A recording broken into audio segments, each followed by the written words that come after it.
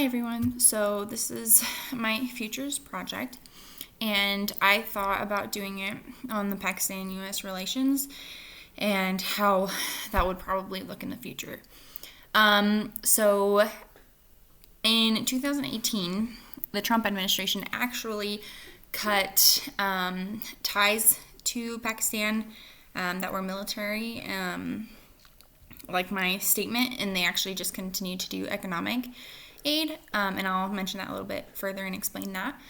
So I think it should continue to only be economic, and they should exclude military, and when they can work together if they need to throughout the military, and I think that's the only way that the relationship will be able to last. So these are some past military relations I wanted to bring up. So the Afghan-Soviet War was a really messy one, and the U.S. funded the Mujahideen to continue to fight the war to save their own soldiers, so they wouldn't have to take them over there. Pakistan had the advantage of accepting money from the U.S. and doing whatever they liked with it, but this ultimately led to the forming of the Taliban, as we all know. The U.S. correlation with the Pakistan army, the U.S. correlated with the Pakistan army to find the Taliban leader Osama bin Laden. But they couldn't find him for 10 years. And then once they did a secret mission, the U.S. did the secret mission in hopes capturing Osama, they did. And the Pakistani government did not know beforehand that they were going to do this mission. So this raised a lot of red flags. And this really embarrassed Pakistan.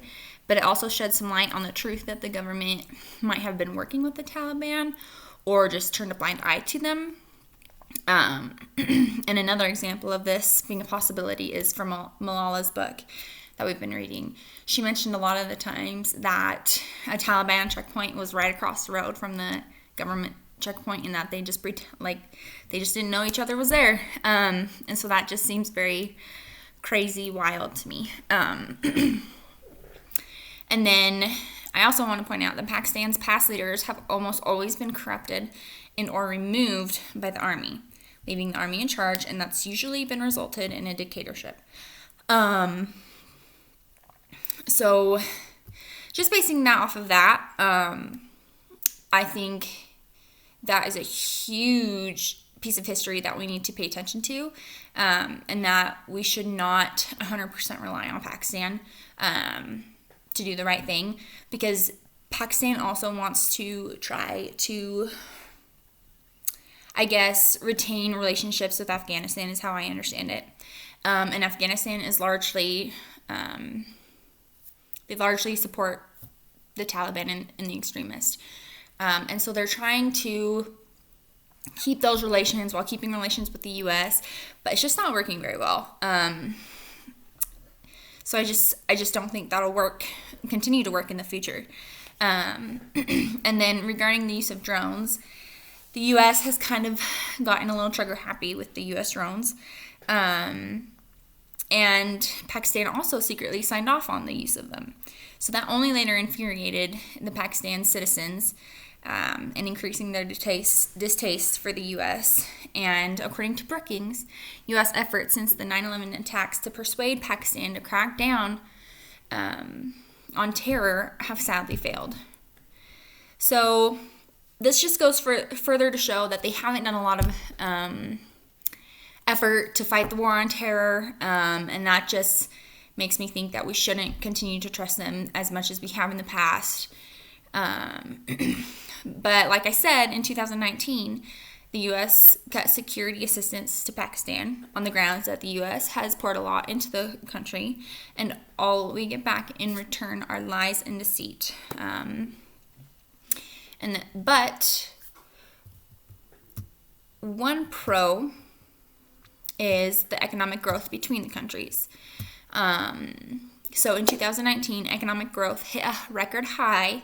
Overall, the U.S.-Pakistan trade in 2018 reached $6.6 billion, an increase of 4% from the previous year. And then U.S. exports to Pakistan increased 4% to reach an all-time high of $2.9 billion in 2018. But Pakistan will need to reform their economy if they want to have further economic growth. But overall, trade relations still grow between the nations. And I think this is really important. I do not think we should completely cut ties with Pakistan because they are one of our only, I guess, allies and strategic allies to have a foot in that area of the world. And that's a big part why we became interested in Pakistan and becoming their friend.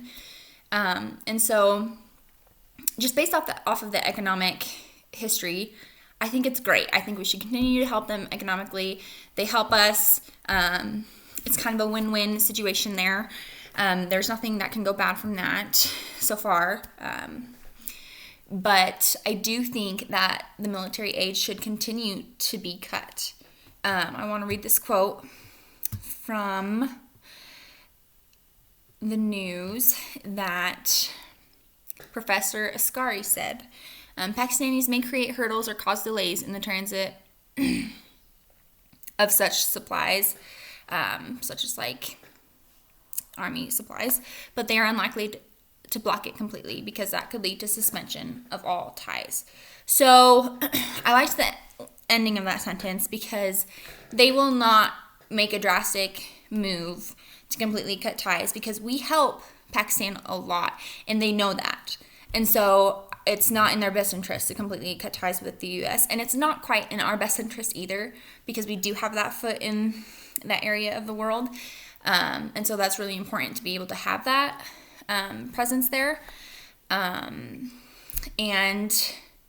so as this is continuing, since they cut around the 900 million, I think it was, from Pakistan for the military aid, and then like they cut a military school there, classes there.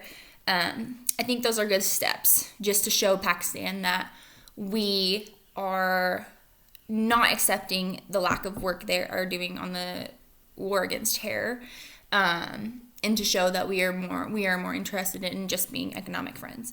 And I think this will be a sustainable relationship between the countries. I think that it can continue to grow, but time will only have to tell what will happen, especially if another war, more forefront war, I guess is a better word of saying that, comes to show. So yeah, time will tell if that is really what will work. I think that is the best way, just based on the history between the nations, and hopefully it can continue like that and it can continue to be peaceful. Thanks.